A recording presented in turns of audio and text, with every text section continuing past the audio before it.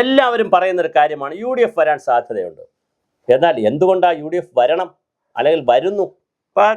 പെട്ടിയിലായല്ലോ. ഇനിയിപ്പോൾ അതിനെക്കുറിച്ച് വേറെ ചർച്ചയിൽ ആളുകളെ സ്വാധീനിക്കത്തില്ലല്ലോ. നമ്മുടെ ചർച്ചകളൊന്നും ആരും കണ്ടാലും കണ്ടില്ലെങ്കിലും കാര്യമൊന്നുമില്ല. എന്തുകൊണ്ട് UDF വരും എന്നാണ് ആളുകൾ ചിന്തിക്കുന്നത്. 2-3 ഘടകങ്ങൾ LDFന് അനുകൂലമായി പ്രതികൂലമായി ഉണ്ട്. ഒന്നാമത്തെ ഘടകമെന്ന് പറയുന്നത് LDFന്റെ ഏറ്റവും വലിയ ഒരു ആൻറ്റി ഇൻകംബൻസ് എന്ന് പറയുന്നത് ഭരണവിരുദ്ധ വികാരമല്ല. കാരണം MLA മാർ മിക്കവാറും 99 പേരും ആളുകൾക്ക് ഇഷ്ടപ്പെട്ടവരാണ്.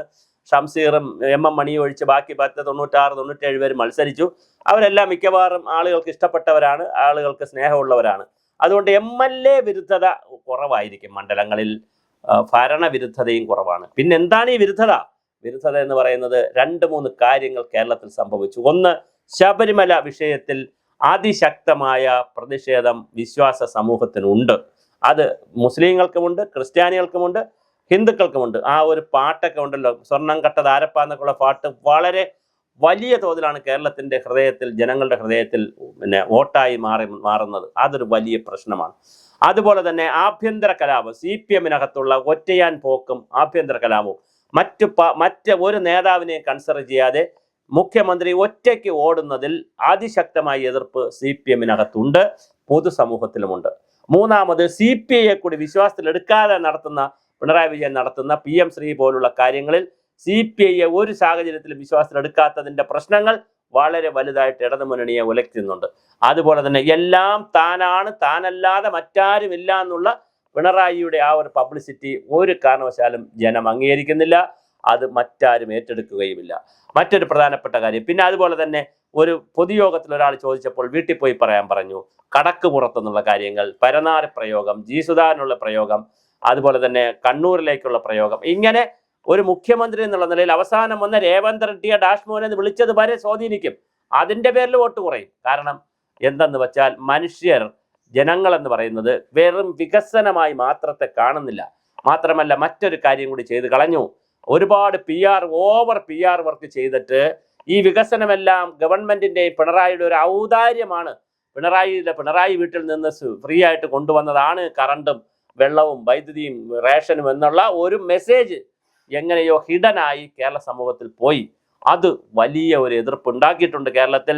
അപ്പോൾ വികസനവും ജനാധിപത്യവും, വികസനവും സ്വാതന്ത്ര്യം തമ്മിലുള്ള ഒരു മത്സരം നടക്കുമ്പോൾ സ്വാഭാവികമായിട്ട് ഒരു ആൻറ്റി ഇൻകംബൻസ്, ആൻറ്റി വിരുദ്ധത, ആൻറ്റി പിണറായി വിരുദ്ധത കേരളത്തിൽ വർക്കൗട്ട് ചെയ്തു. ഇതിൻ്റെ മെരിറ്റാണ് UDFന്റെ വിജയം. അല്ലാതെ UDFന്റെ ആളുകൾ നന്നായി പ്രവർത്തിച്ചത് കൊണ്ടോ അതിൻ്റെ കാൻഡിഡേറ്റ് എല്ലാം സുന്ദരന്മാരായതുകൊണ്ടോ വളരെ മനോജ്ഞമായ പ്രകടന പത്രിക കണ്ടിട്ടോ ഒന്നുമല്ല. പിന്നെ 5 ഗ്യാരണ്ടി, അത് തീർച്ചയായിട്ടും ജനങ്ങളിൽ വലിയ സ്വാധീനം ഉണ്ടാക്കിയിട്ടുണ്ട്. 25 ലക്ഷത്തിൻ്റെ ഉമ്മൻചാണ്ടി ആരോഗ്യ പരിപാടിയും ഇന്ദിരാഗാന്ധി പ്രോജക്റ്റും അതുപോലെ ബസ്സിൽ ഫ്രീ ആയിട്ട് കൊടുക്കുന്നതുമൊക്കെ ചർച്ചയായിട്ടുണ്ട്. ബസ്സിൽ ഫ്രീ ആയിട്ട് സ്ത്രീകൾക്ക് പോകാൻ പറ്റുമെന്നുള്ളത് വലിയ ചർച്ചയായിട്ടുണ്ട്. അതിൽ സ്ത്രീകളുടെ ഒരു അട്രാക്ഷൻ കിട്ടാം. പിന്നെ ആശാ വർക്കേഴ്സ്, അംഗനവാടി, അങ്ങനെ തുടങ്ങിയിട്ടുള്ള ഒരു സ്ത്രീകളുടെ വലിയ വോട്ട് LDFന് കിട്ടാൻ, UDFന് കിട്ടാൻ സാധ്യതയുണ്ട്.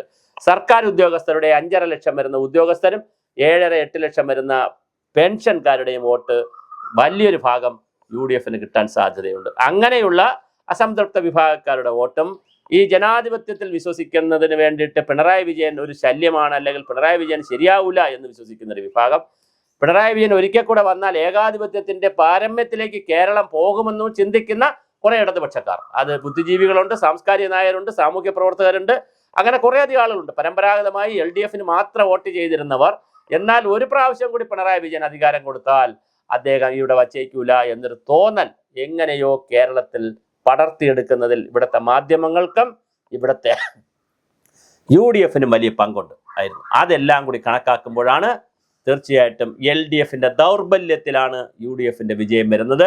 10 വർഷക്കാലം പ്രവർത്തിച്ചതിന് ആദ്യത്തെ 5 വർഷക്കാലം ജനങ്ങൾ സഹിച്ചു, വലിയ പ്രശ്നമൊന്നുമില്ലാതെ പോയി. പക്ഷെ അടുത്ത 5 വർഷമായപ്പോൾ തീർച്ചയായിട്ടും വലിയ പ്രതിസന്ധിയിലേക്കാണ് കേരളം പോയത്.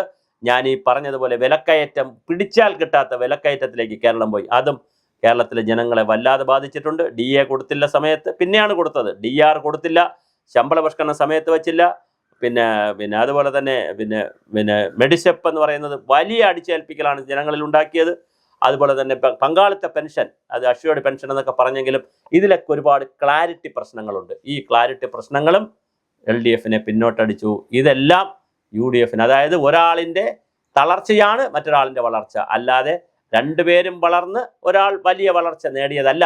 UDF LDF മത്സരത്തിൽ ഒരാൾ ഓടിയപ്പോൾ കാലിടറി എന്ന് പറഞ്ഞാൽ കാലുടക്കി വീണു, അപ്പോൾ മറ്റേ ആൾ ജയിച്ചു എന്ന് പറയുന്ന ഒരു തിയറിയിലാണ് UDF വിജയിച്ച് കയറുന്നത്. എന്തായാലും പിന്നെ ഒരു കാര്യം പറയാതിരിക്കാൻ കഴിയില്ല, VD സതീശൻ്റെ ചില തത്വാധിഷ്ഠിത നിലപാടുകൾ ഒരു ന്യൂജൻ കുട്ടികളെങ്കിലും ഏറ്റെടുത്തിട്ടുണ്ട്. കാരണം PV അൻവറിനെ ഇപ്പോൾ എടുക്കണ്ട എന്ന് പറഞ്ഞ് PV അൻവറിൻ്റെ രീതി, അതുപോലെ തന്നെ രാഹുൽ മാങ്കുട്ടത്തിന് സമയത്തിന് പുറത്താക്കിയത്, 100 സീറ്റ് കിട്ടിയില്ലെങ്കിൽ താൻ വനവാസത്തിന് പോകും, അതൊരു വൈകാരിക വിഷയമായിരുന്നെങ്കിലും അതൊരു ഇമേജ് ബിൽഡ് ചെയ്യാൻ കഴിഞ്ഞിട്ടുണ്ട് VD സതീശന്.